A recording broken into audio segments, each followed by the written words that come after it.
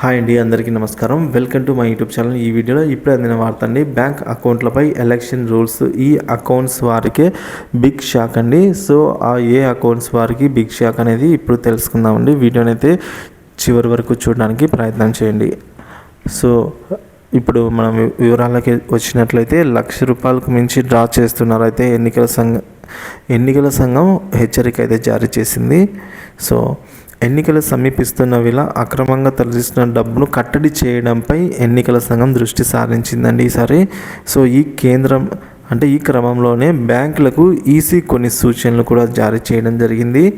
So bank ఖాతాలో ₹1,00,000 కంటే ఎక్కువ డిపాజిట్ చేయడం లేదా విత్డ్రా చేయడం చేస్తే జిల్లా ఎన్నికల అధికారికి సమాచారం ఇవ్వాల్సి అయితే ఉంది. సో గత 2 నెలల్లో అటువంటి డిపాజిట్లు లేదా ఉపసంహరణలు చేయని వారికి ఈ నియమం అయితే వర్తిస్తుంది. ఇదే కాకుండా ఏదైనా బ్యాంకు ఖాతా నుంచి 10 లక్షల కంటే ఎక్కువ నగదు డ్రా చేస్తే దాని సమాచారాన్ని జిల్లా ఎన్నికల అధికారికి అలాగే ఆదాయ పన్ను శాఖ నోడల్ అధికారికి తెలియజేయాల్సి అయితే ఉందండి. సో అలాగే బ్యాంకులన్నీ అనుమానాస్పద లావాదేవీల గురించి జిల్లా ఎన్నికల అధికారికి సమాచారం అయితే ఇవ్వాల్సి అయితే ఉందండి. ఇక ఈసీ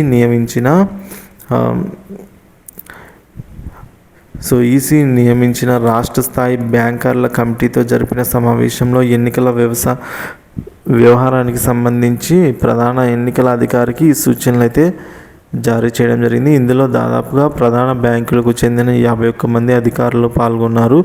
పోటీలో ఉన్న అభ్యర్థుల ఎన్నికల ఖర్చుల కోసం ప్రత్యేక బ్యాంకు ఖాతాను తెరవాలని ఈసీ ఆదేశాలు జారీ చేసింది.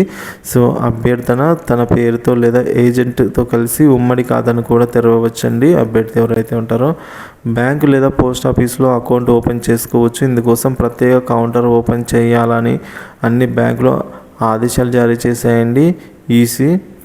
సో ఈసీ అనేది ఎలక్షన్ కమిషన్ ఈ విధంగా జారీ చేసింది. ఎన్నికల సమయంలో పట్టుబడ్డ నగదు తీసుకెళ్లేందుకు క్యూఆర్ రసీదును అయితే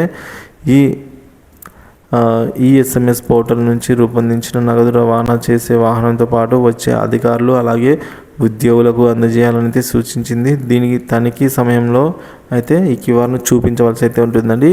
ఇక నగదు సమాచారం క్యూఆర్ రసీదుతో సరిపోలకపోతే దాన్ని ఉల్లంఘనగా పరిగణిస్తారు. సో అమౌంట్ అయితే సీజ్ చేయడం జరుగుతుంది. సో వివరాలు అయితే ఇలా ఉన్నాయి.